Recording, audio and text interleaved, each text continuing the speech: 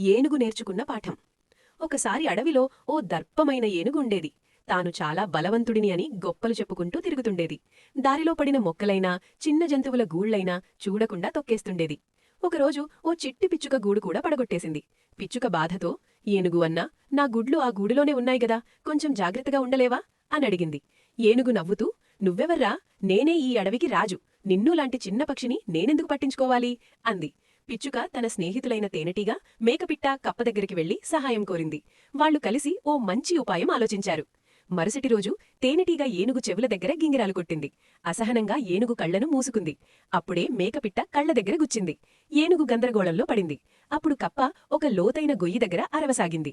అది చెరువు అనుకుని ఏనుగు ముందుకు వెళ్లి గొయ్యిలో పడిపోయింది. తన తప్పు తెలుసుకున్న ఏనుగు ఇక మీదట చిన్నవారిని తక్కువగా చూడను అని మాట ఇచ్చింది. నీతి: చిన్నవాళ్లని తక్కువ అంచనా వేయకూడదు. ఐక్యతే గొప్ప బలం.